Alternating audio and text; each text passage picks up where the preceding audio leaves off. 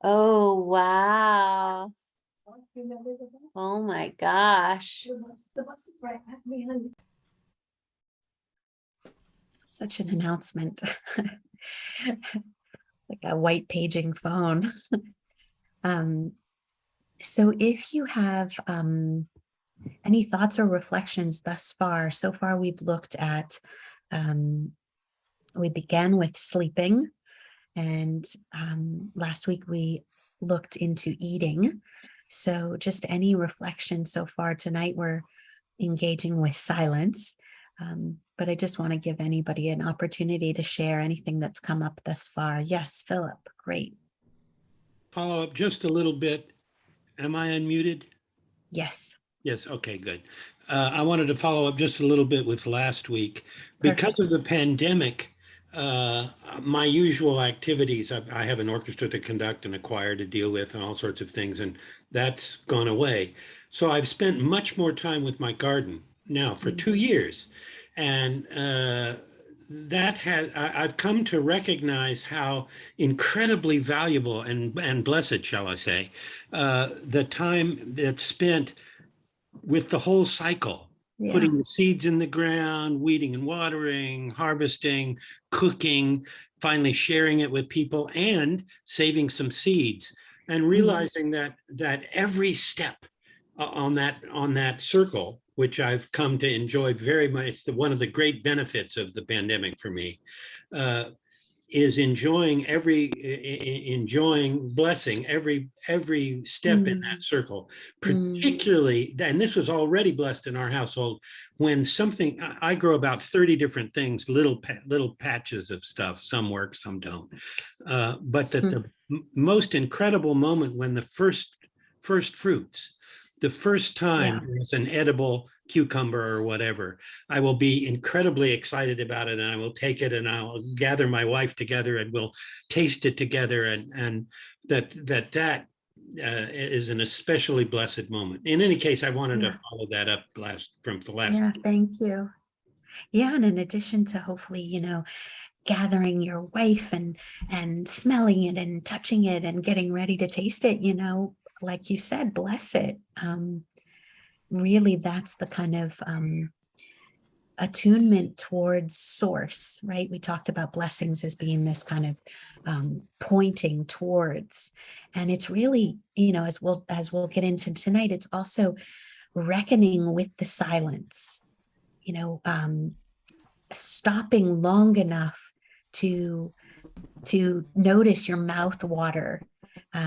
Last week, Nanaya spoke about chewing our liquids, and that's something I've been thinking about this week, is chewing my liquids. It's just like this radical idea, but it's almost like chewing the moment, a blessing, like to just tergiversate, as my friend Beth likes to say, to like chew on something, let it be, but not yet be consumed. So I'm excited for you, Philip. Don't rush it. Don't rush that moment.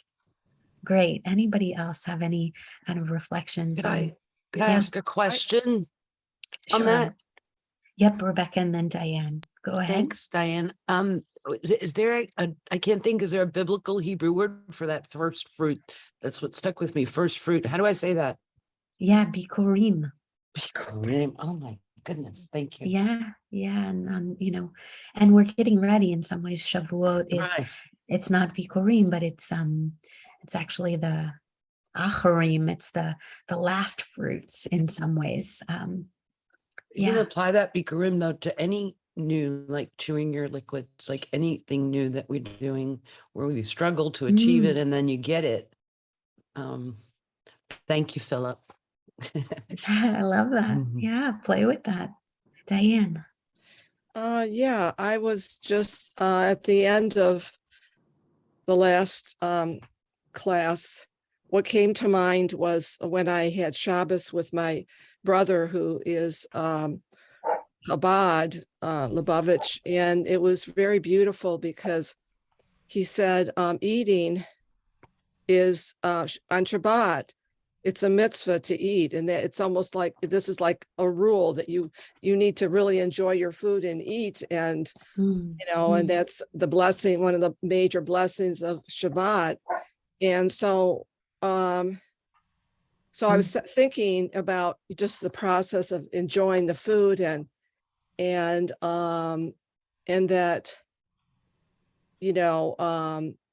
when we have certain foods like that our mothers or our grandmothers make, and we eat it, or we make something that they have cooked the way they cooked, there's a this connection to your to your mother, or to the love of that food. And so it's very powerful to connect to that, the whole feeling around what you're eating, and who's preparing it.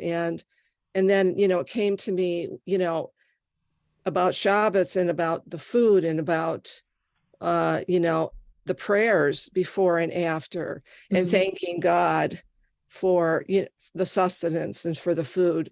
And to me, it relates to me eating something that from my mother, that, or from a parent that who you just is part of you, and who you love. So to me, it's like eating on Shabbat or in any time is connecting to the source, to God, to the oneness, to the love. So it's very, very powerful, the food, in terms of connecting to the oneness, on the big level of God, and on, to people who you love, who are part of that process. About the really one-ment. Absolutely. So beautifully said.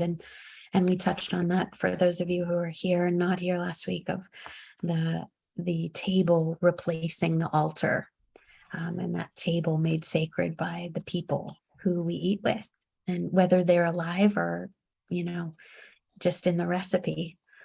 Yeah. John, and then we'll shift to tonight's topic. Yes, I just wanted to comment on what Niana said last week about on leading up to the fast, where she said she's recommended simplifying what we're eating up to it, and then eat less at the same time, and make the fast much easier. That's it. Powerful, John. And that's in some ways what tonight is about, is about kind of consuming less sound, less media, less of our own thoughts, perhaps, sort of slowing down to consume less. I would say is, for me, one way that I think about meditation and silence. So that's a tremendous segue. As always, hi Yossi in Italy. Oh my gosh, Chazan on the road. We're so glad that you're here. Beautiful. So forgive me if I'm not on video all of the time. It's 4:30 in the morning here in Italy, and I have a 6:15 train. But I'm just finding such riches in all of the sharing here. Well, I'm happy to be joining as I can. Oh, good. Well, feel free to go horizontal and turn off your screen and just travel safe. Yeah, thank you all. Thank you for being with us.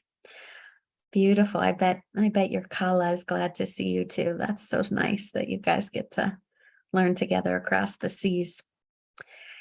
So we'll begin with a bit of a daven, a bit of just a nigun, a song together.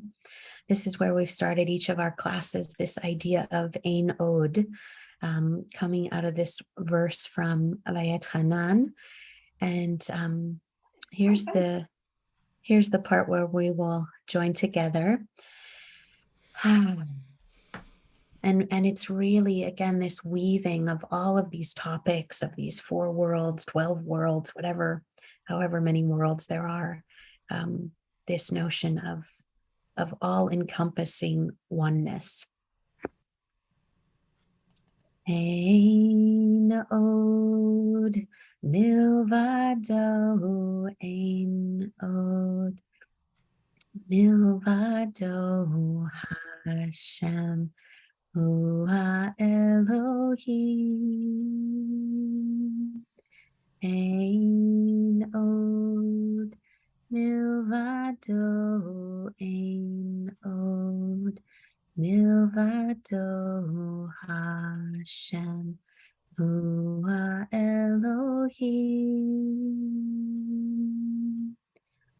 Ein od milvado, ein od milvado, Hashem hu ha-Elohim.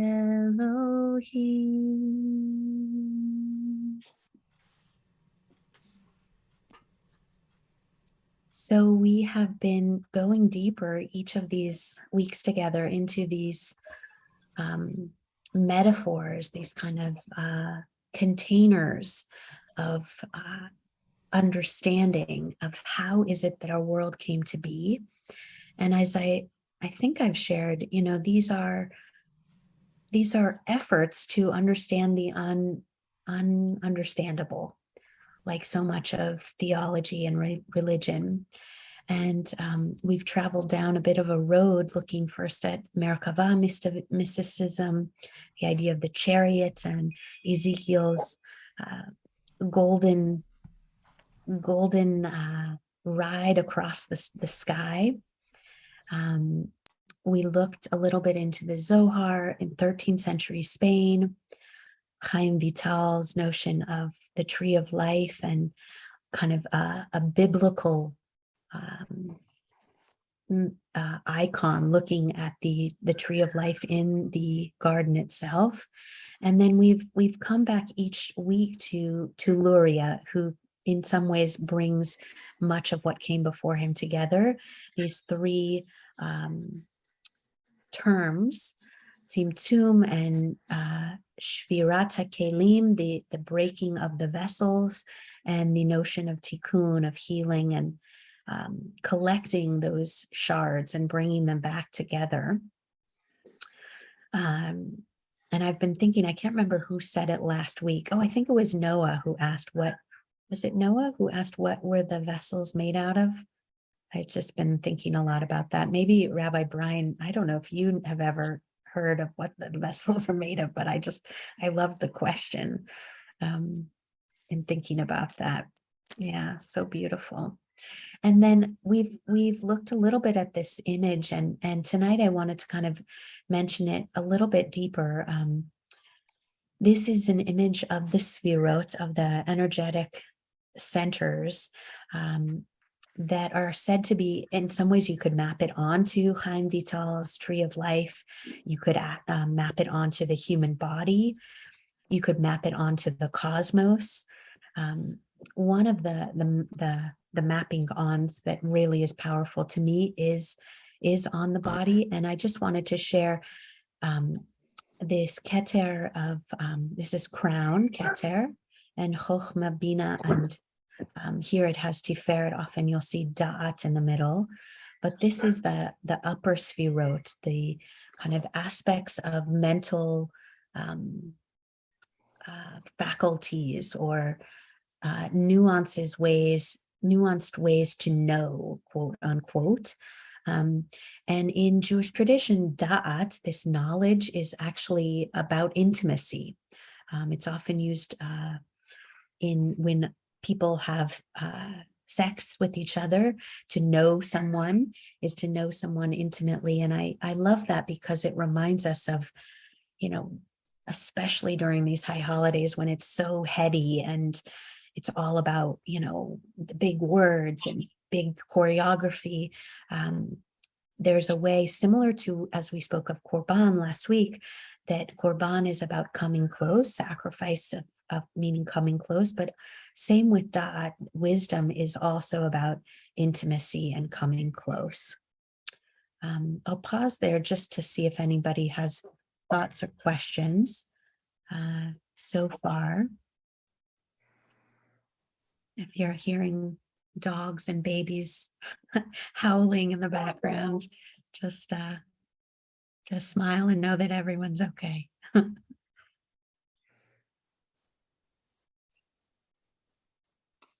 Da'at of intimacy and korban of coming close.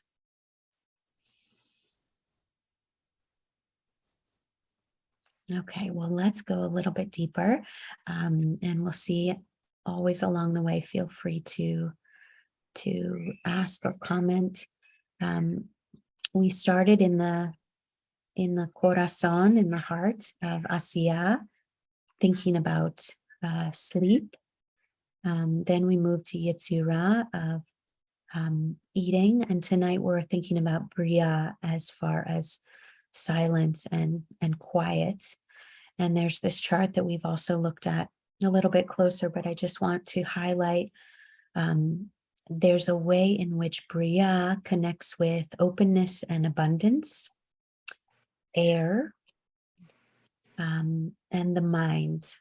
And that's why I wanted to kind of mention this, unpack a little bit. What is our minds? And it is this trifecta of wisdom, insight, and understanding. At least that's one, template to understand the mind, the upper sfirot, those three top sfirot. So chokhmah is wisdom, bina is insight, and da'at is knowledge or intimacy. And so tonight we've looked at various texts the last couple of weeks, and tonight I thought we'd actually look back into Genesis, because if there's a place in terms of my own preparation for Rosh Hashanah and Yom Kippur, we know that the Torah portion on Rosh Hashanah, the first day, is the actual creation story. And it's Rosh Hashanah is the creation of the world. And so I thought we'd look into some of the psukim, some of the verses of Genesis, and just stay very close. We're going to actually just do, I think, 2 verses, but look at the Rashi related to each of them. So I invite you to actually rub your head a little bit, rub your eyes, maybe the backs of your necks or your ear.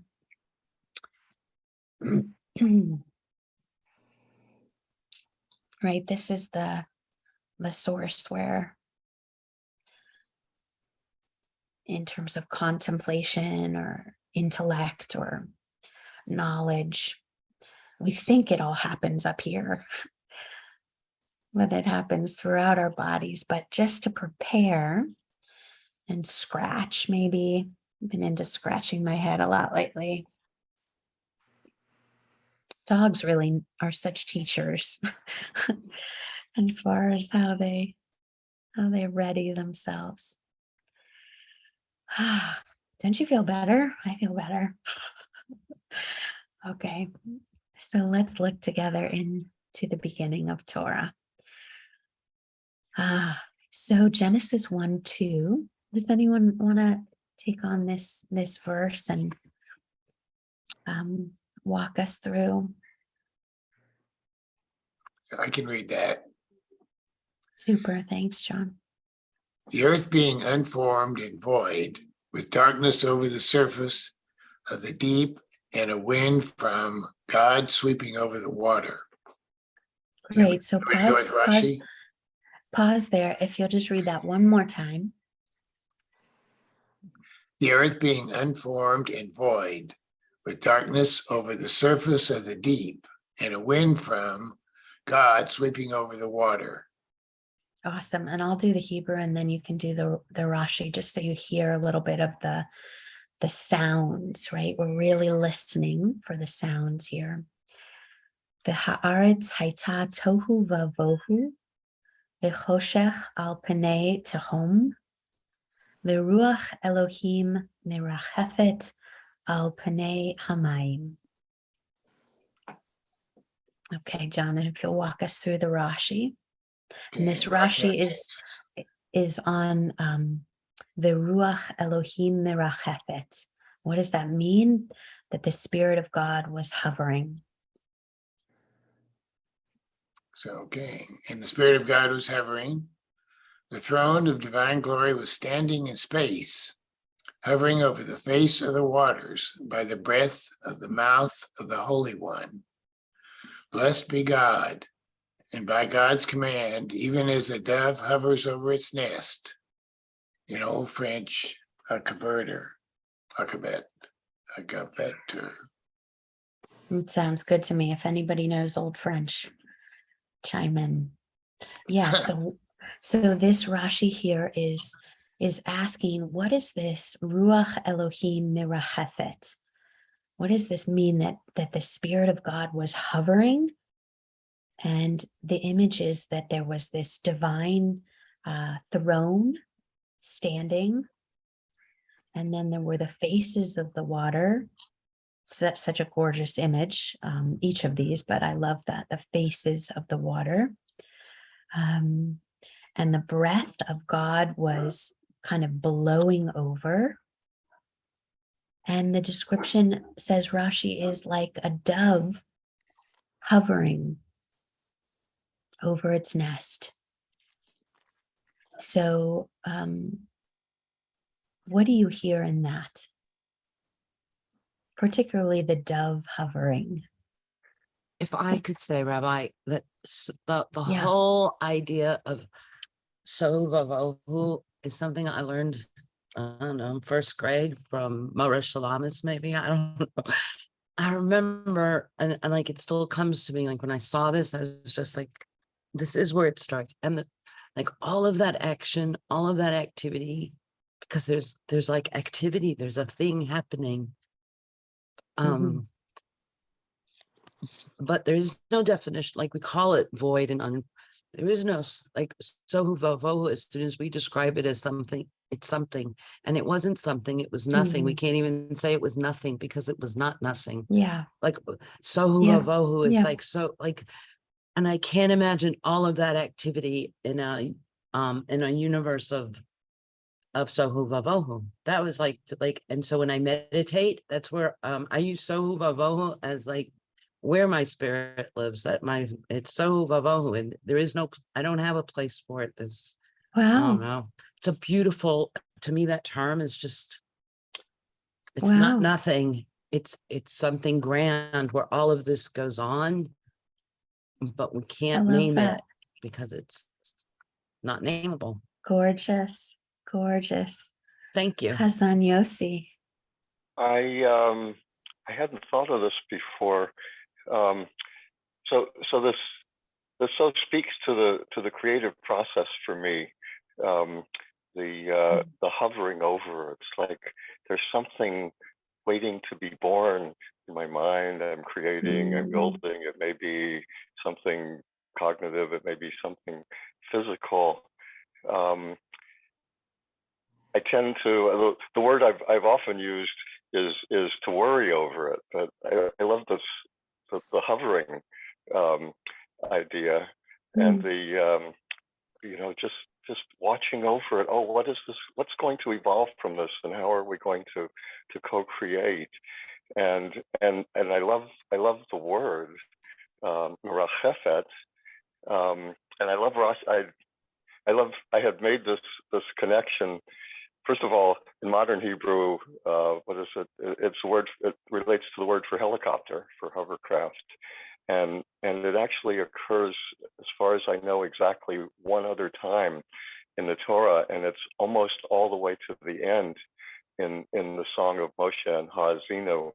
Wow. And the bird there is the nesher, the eagle. Nesher, Wow. Nesher Yair Kino Al Gozalav Yerachef.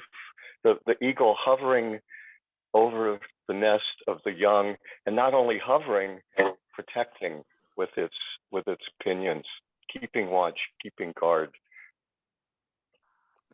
Gosh. Oh, yeah. This is perhaps the original source of helicopter parenting. I'll stop there. It's early in the morning. Yeah. No, that's so beautiful. I love the connection to the eagle, because you think about the arc of Torah in and of itself. If we start with creation and then we come back to the eagle, it's pretty awesome. I want to keep us cruising. Yeah. Did you have another? Oh, well, insight? I just realized when you said that, right in the middle is the revelation, and that's I lifted you up. Oh, in redemption, I lifted you up on eagle's wings. So it's the continuing process. I know. I never noticed. Okay. Beautiful. I never noticed. Yeah, Rabbi Brian. Time that the word surface has the word face in it. That it's the face of the deep. I have nothing else to add. Panei Tehom. Yeah, and it's actually plural, because panim can never be singular. Yeah, the face. What are you thinking there? What's coming to you? I got nothing. Nothing. Just fun. Okay. Cool. So let's look, everybody. So this is the second and last verse we're going to do, and we're going to do a couple Rashis here. So maybe, Libby, do you want to take us through just the verse itself?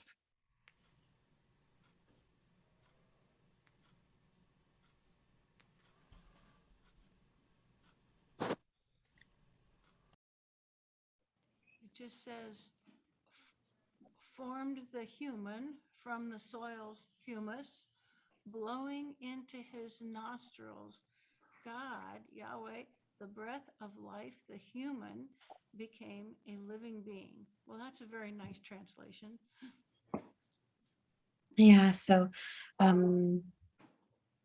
it's starting from Genesis 2:5. V'yitzer Adonai, v'yitzer Adonai, v'yitzer Adonai Elohim et ha'adam afar min ha'adama v'yipach be'apav nishmat chayim v'yihi adam lenefesh chaya. So it's here's the God part. In the English, it's flipped. So sorry about that, Libby. It wasn't very easy to read. And God formed the human from the soil's humus. I love this translation, blowing into Adam's nose, a nishmat chayim, a breath of life. And this v'haya Adam lenefesh chaya, and this Adam, this soul, this earthling, literally, became a living being. So let's do a couple of the Rashis here. Let's see. Is anyone not yet? Emily, do you want to take this one? Hope you unmute, maybe. Great. And God formed. Here, the letter Yod, is written twice to intimate that there were two a formation of Adam for this world and a formation of Adam for resurrection. In the case of animals, however, which will not stand after death for judgment before God, the word referring to their Genesis 2:19 is not written with the two yods, midrash, for Yitzir, formation. Right. So this is a complicated one. So just to point out, in the verse itself, there are two yuds in this word, and God formed. And grammatically, it only needs one. So Rashi's question is, why are there two yuds? And Rashi's answer, or kind of unpacking, is that there are two formations. So does everybody get that part so far? Now, there weren't just one formation in the forming of Adam, there were actually two. Does that land for everybody so far? Yeah, okay. What were the two? So then here comes the two.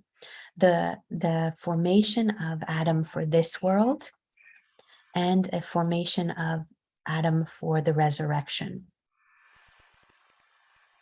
So one,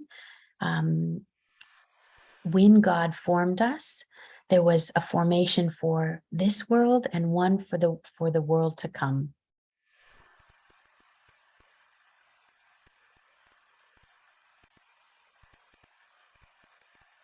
Let's keep going and get another few on the table, and then we'll see what we take and what we leave. Does anyone want to do the second Rashi?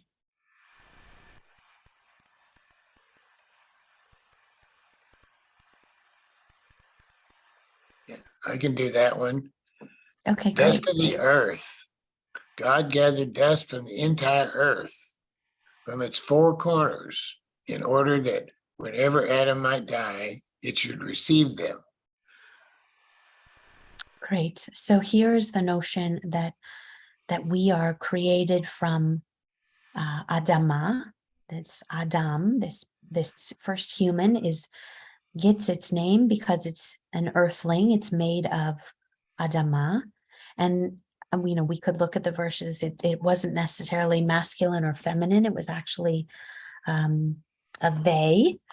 It was an earthling, and the dust that created it, that formed us, was from all parts, all corners of the world, so that when we would die, we could be buried anywhere. Okay, and then this third Rashi, which kind of blew my mind. Lucy, do you want to take this one? It's kind of a poem, so I thought. Yes, sure. So are we at the Rashi 2.5? Mm-hmm. Okay. And breathed into his nostrils, God made Adam of both, of earthly and of heavenly matter, the body of the earthly and the soul of the heavenly. First heaven, second earth, third firmament, fourth lights, fifth waters swarm, sixth there had to be created a being composed of both, of heavenly and of earthly matter, for otherwise there would have been envy, lack of harmony among the works of creation, in that there would have been devoted to one. Sorry. To one class of them, one day more of the creation than to the others. Wow. So here, everybody, is, I just want to back up because I wish we had a whole, maybe I'll do a class on Rashi sometime, but what's going on with Rashi is that Rashi, French commentator, 12th century France, is basically, he scratches at the verse, looking for things to dig at, looking for challenges, whether grammatical or kind of euphemistic language or extra things. So what we've looked at in these last now 3 Rashis are places that Rashi scratches at.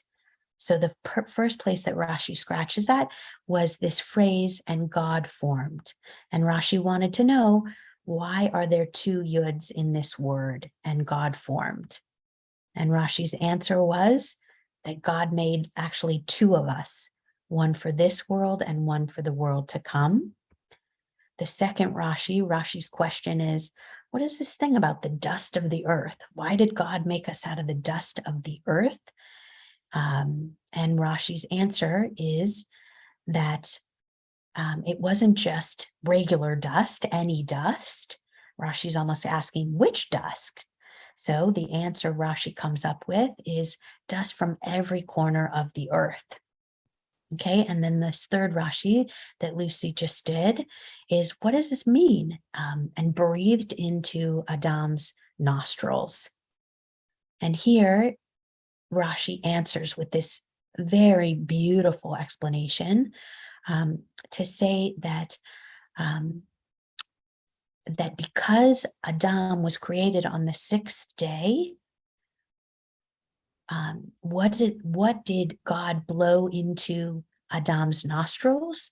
And Rashi answers, God blew both earth and heaven into the human being, because every other day previously had been dedicated to either heaven or earth. And because it was the sixth day, God breathed both into us.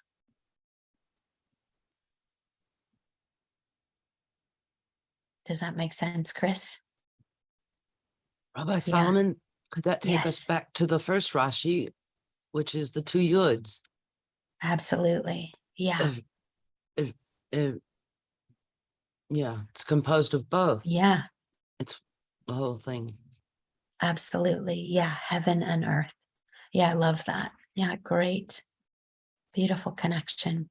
And then the last text we're going to look at, well, let me just pause there to see if anybody has, because these Rashis are so juicy. I mean, I wish we could spend hours with each of them, but any thoughts just on the Rashis? And then we're going to look at a contemporary text, and then I'm going to turn it over to our dear friend and teacher.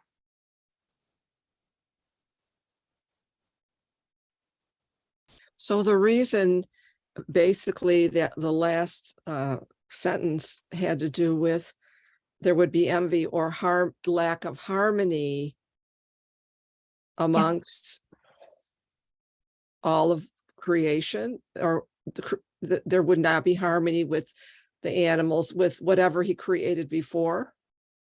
Right. Yeah. It's the personifying of creation itself.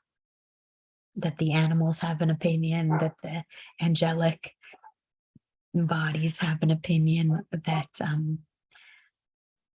that God was kind of keeping score, and that so was all of creation, to say you created something, here, you created something there, on the last one, use both of us. So the human is connected to everything, as all of creation. Yeah. Like John said, I think the first week, we are stardust, right? We are literally stars, and we are dust. I don't know if that's what you mean by stardust, but I just it kind of works tonight to say it that way. Yeah, we are both. Yeah. So this last when you piece, said we are both, my thought was, just like we're something and nothing. We're also we also come from that nothingness. Totally beautiful. Phyllis, do you want to take this last one? This is by dear teacher, beloved guide of meditation, Rabbi Alan Liu. Phyllis, you just want to come off mute if you would. Great. Okay. Rabbi Alan Liu, we need a taste of this emptiness to give us a sense of what will go with us, what will endure as we make this great crossing, what's important, what is at the core of our life, what will live on after we are wind and space, what will be worthy of that endless, infinitely powerful silence, and what are we clinging to that isn't important, that won't endure, that isn't worthy? What do we want to live on? Awesome, thank you. And on that note, turn it over to a dear friend and colleague, has been inspiring me from a distance. And I'm so thrilled that we get to co-create tonight together. Rabbi Brian Mayer.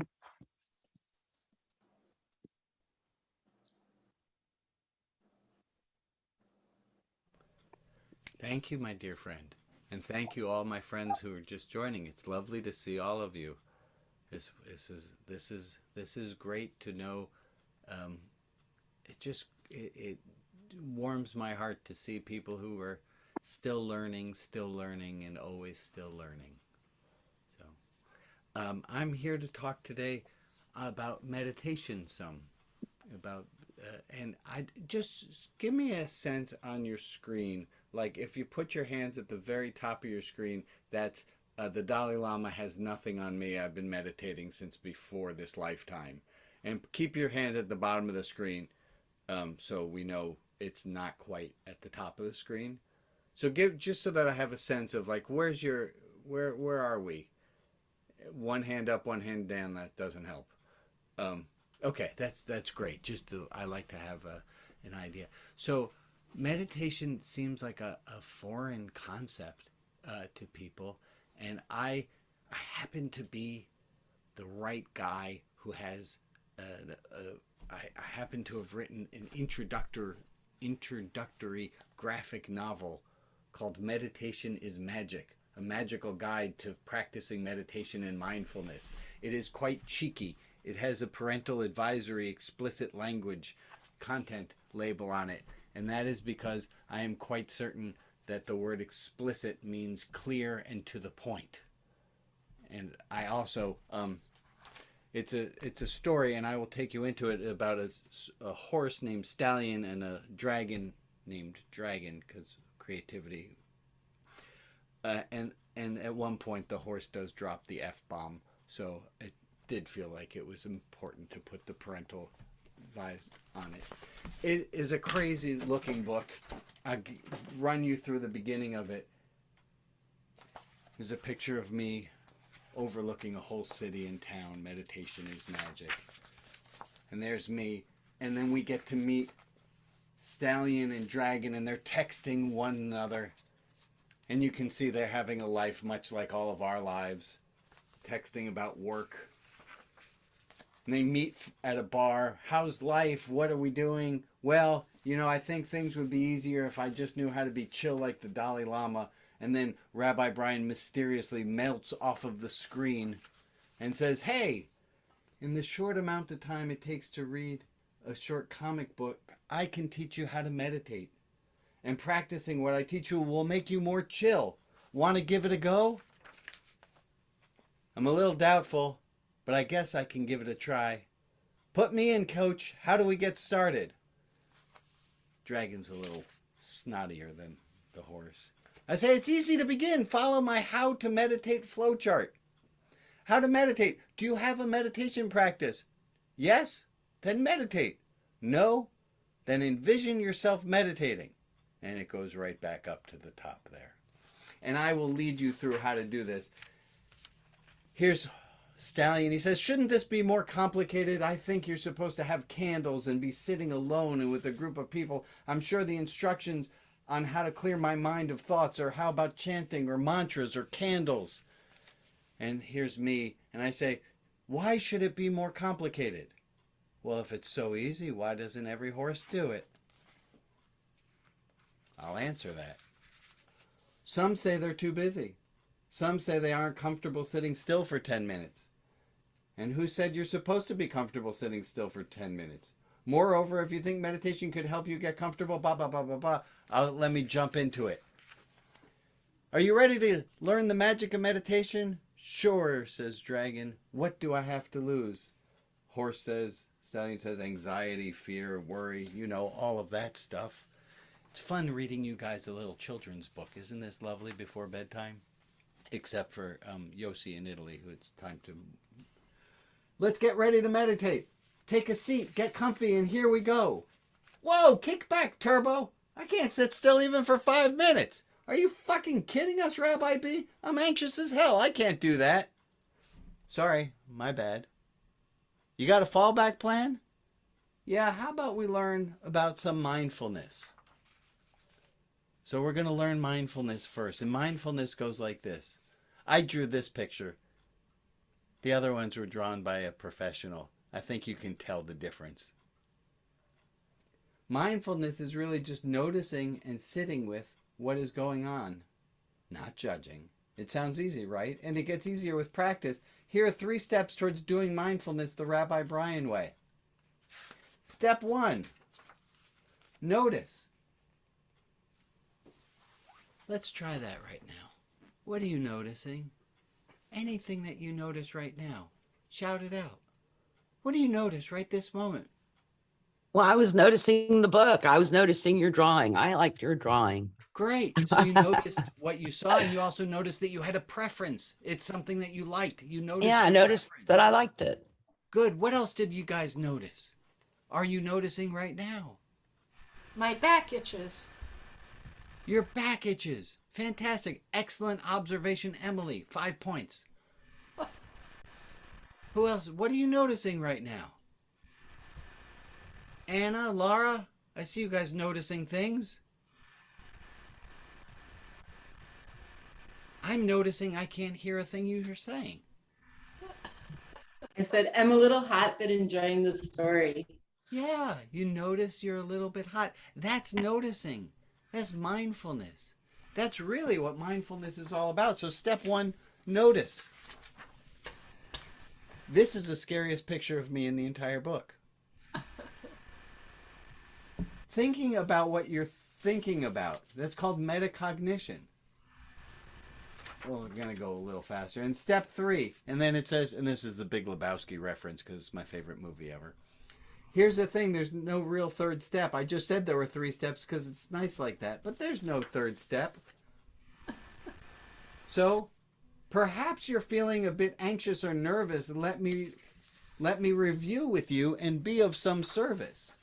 Being mindful is simple, just steps 1, 2, and 3. We'll do it together. Come on, follow me. Let's begin with your thoughts. Can you notice them all? Are you thinking of boats or of bouncing a ball?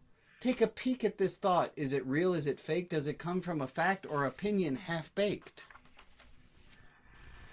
Notice your thoughts and accept what you can. Don't believe all you think. At least that's the plan. Practice not listening to every thought in your head. Do so and you'll find yourself less anxious instead.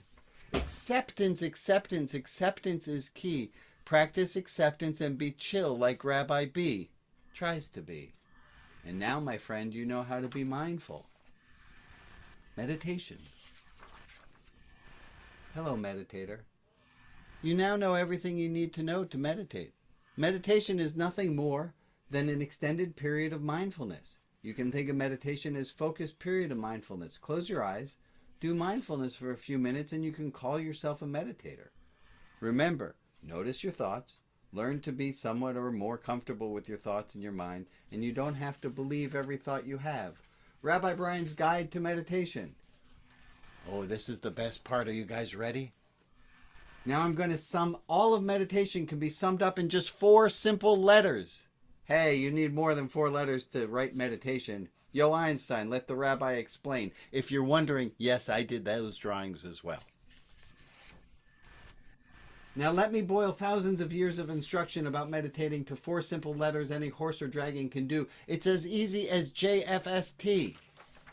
JFST, what does that mean? Jubilant, flourishing, skillful trance, jovial, filling, super transformation, junk facts, stock transfer, Journal of Food and Science and Technology? Nope. JFST. Wait, what? Just fucking sit there. It's grounding yourself, not rocket science. Just be yourself and be mindful of where you are. And I'm going to take us just for a moment, because we only have yet a moment left. I'm going to take us a moment and sit, and we're going to try a little meditation. We're going to just sit together. And here's the thing I hear often from people. They say, I'm trying to get a timer going here. Hold on one second. Countdown overlay. There I am. We're going to sit. Do you think we can sit for 5 minutes? Does that feel too terribly long for us to sit quietly?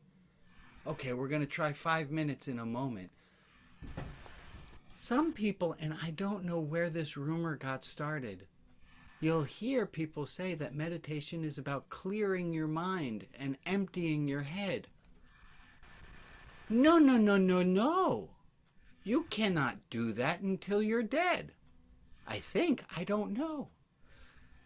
You're sitting with your thoughts. Just for 5 minutes, we're going to sit with our thoughts and we're going to see what does it feel like to just sit with our thoughts for 5 minutes. And you'll notice this is really hard. Let me quote to you from a study that was done in the University of West Virginia before we do our sitting. There's our timer. I'm going to stop the timer, reset the clock. University of Virginia did this wonderful study. You know how they do those things and they say, well, here we're going to have you study this, but what the experiment's really about is about something other than what they say that it's about. So this wonderful professor put people in a room and says, we'll be right with you. Sorry, we're running a little behind. Would you sit here for 10 minutes? I'm sorry, there's nothing that exciting in this room. Well, there's an old electroshock therapy machine. It only will give you a little tiny shock, kind of the equivalent or less than the one that you would give to a dog on a training collar. Just wait here 10 minutes. You can play with that if you want, but otherwise just sit here. You know how this is going to go, don't you? 9 out of 10 people, when given the choice to just sit with nothing to do or to shock themselves, 9 out of 10 people fucking shock themselves. Excuse my language, but that's incredible. That's how hard it is to sit still consciously. We can do it really well if you're 300 or more miles away from home on a beach on a reclining chair. We seem to be okay with it.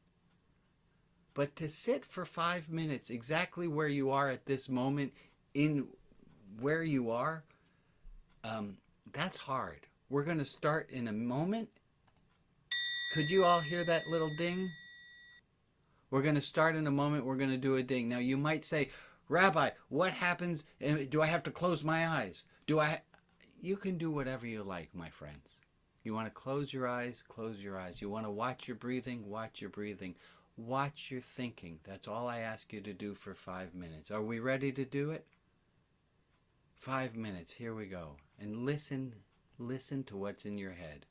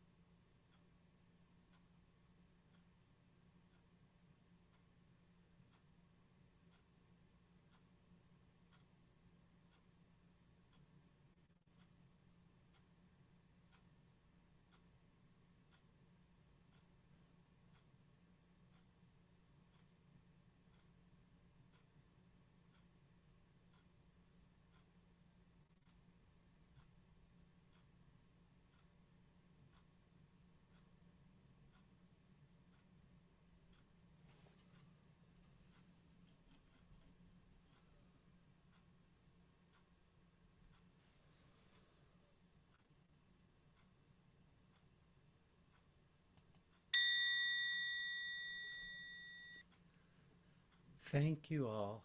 I think there is something profound, beautiful, holy about sitting in silence together, even on Zoom.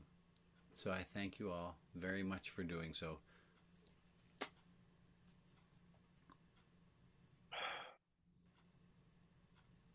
Amen. Amen. Amen, amen. Amen. Thank you, Rabbi Brian, for sharing your Torah with us in such a deeply authentic way. It's such a spirit. Anybody who would like, I sit with people on Facebook at 2:00 Monday through Friday. You can find me there. It is the least exciting Facebook channel there is. And I will let you know that if you want to throw off the algorithms of Facebook, post a video of yourself doing nothing for 20 minutes. And it has no idea what to do. So great. All right, I'm Zehu. Thank you so much. Thank you, everybody. I'm going to put a couple resources in the chat for you to copy if you like, and just leave you with one page of imagery. This is your sort of take home for the week of find for yourself a Shiviti. You can Google Shiviti images, on Google. And print one out, and it could be a picture of your cat or your toe or whatever kind of unifying image you find, but this notion of sitting across from the divine in silence or in loudness or whatever might be. I hear some rustling. If somebody could. I'm working on it. Okay.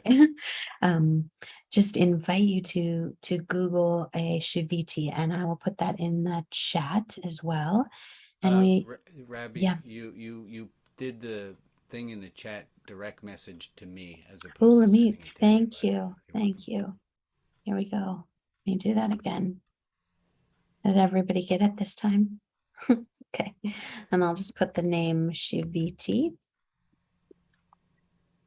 Thank you all so much for being here, and wish you a beautiful week of hovering doves and silence. And what's the acronym? Just JFTS.